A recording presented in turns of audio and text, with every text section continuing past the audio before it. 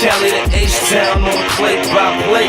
You in it for the crown or you stay up out the way, cause winning covers everything. One thing I have to address, I mean, I don't want to make this like too controversial or nothing, but to me, I mean, before I seen the movie, I told you about like the bad reviews I was hearing, but it was crazy because I was hearing things like Pac was gonna have an iPhone 7 in the movie, or they was gonna have him on stage rapping with Biggie during the East Coast West Coast beef, and just like a bunch of like untrue, like unnecessary stuff. I seen some video that was supposed to be a take from the movie, and he was on stage Millie rocking, and they were basically using all this ammo to be like, oh, who wrote this movie? It just felt like, it's weird. I never heard of like a movie coming out and have so much like immediate hate driven from false information. Because it's one thing if people just don't like the movie, but at the same time, I mean, people don't want to admit, but they're really influenced by the internet. So I don't know. I mean, I've never heard of fake rumors coming into the mix, so that tells me that there's somewhat of a higher influence, like there's major media, because that's basically how the internet works with trending. Like major media sites and pages, they basically they spread all these rumors, and it basically trickles down. There's a trickle down effect. So all these pages with like millions of viewers and followers, they give you this information, and it basically goes through different like regions and genres of Twitter, and then all of a sudden you have trending, and you know, we're talking about all this crazy stuff that didn't even happen. And then you have like Jada in the mix with 50 Cent.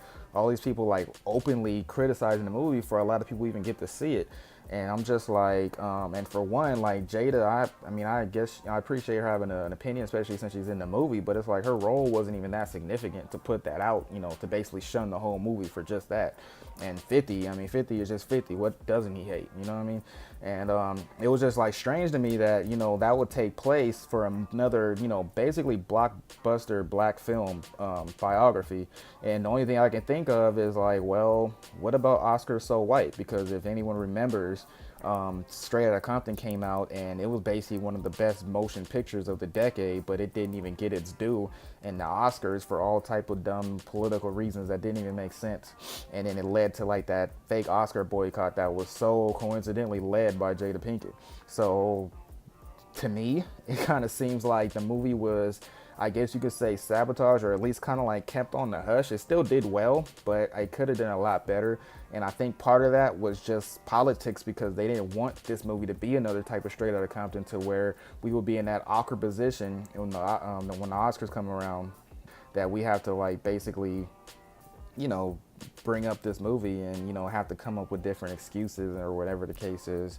You know what I mean? Like, I just feel like that has something to do with it, because once again, I've heard of people not liking movies, but to have to resort to put to like fake information out there to influence people that the movie's not worth seeing, and a lot of people take that and they actually end up not seeing it, or like delaying their watching it to like weeks later, which affects the first weekend numbers. Like all that stuff is included and it matters. I'm not gonna lie, it almost made me kind of, you know, be cool for a minute. You know, it kind of paused my urgency until it kind of kicked up at me like, nah, like don't listen, just go see it.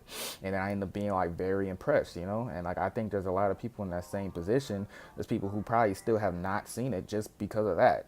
And I just think that I don't think that's a coincidence, you know. Oh, it ain't no coincidence. All right, it's my turn. So look, I went to see All Eyez on Me the day it came out.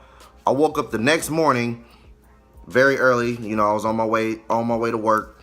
I woke up the next morning. I go on Facebook and I see 2 reviews back to back. I mean, just destroying the movie. And I'm like, wait, did I see something different? Like, because the movie I saw was pretty good. So what's really going on here? And then it clicked. And I remember hearing LT Hunting and Benny Boom, when they were on the Breakfast Club, they said that, you know, in trying to get budgeting and things like that and promotion, he said Hollywood still acts like Straight Outta Compton didn't happen. And when I heard him say that, that's when it clicked. I said, oh, okay, this is what it is. Hollywood don't want another Straight Outta Compton. Straight Outta Compton wasn't just a great biopic. It actually made a lot of money. A lot of money. And it went #1 in the box office 3 weeks in a row. Okay? It was #1 for 3 weeks in a row. Between 2015 and this year, 2017, the only movies that were #1 for 3 weeks straight were action movies, superhero movies, Star Wars movies, or Disney Pixar movies. The only movie that doesn't fit anything I just said, you guessed it, Straight Outta Compton. So if All Eyez on Me, which is about Tupac, who is a much greater cultural icon than NWA. I mean, the individuals from NWA like Ice Cube and Dr. Dre, they lived on to do bigger and greater things outside of hip hop. But just as an individual icon, Tupac is much bigger and grander than NWA. Tupac is that revolutionary and that big and that transcendent. So you would think a Tupac movie would do either just as good or better than Straight Outta Compton if promoted and done the right way, right?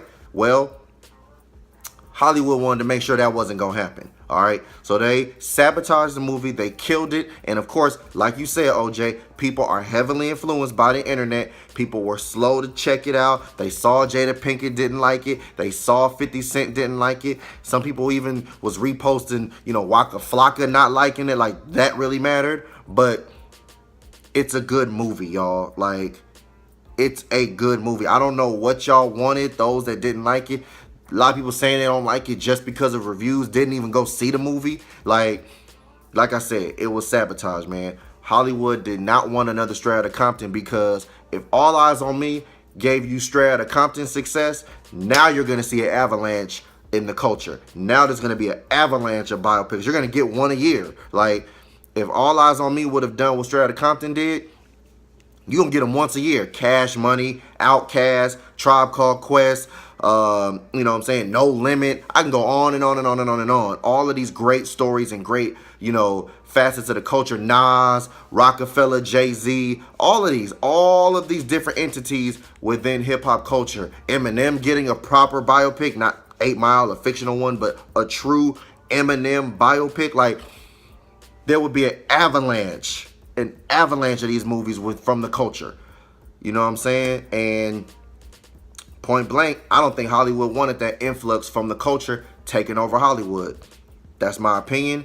And the overt hate towards this film leads me to make that conclusion. All right, man, keep it locked as we continue the conversation on All Eyez on Me.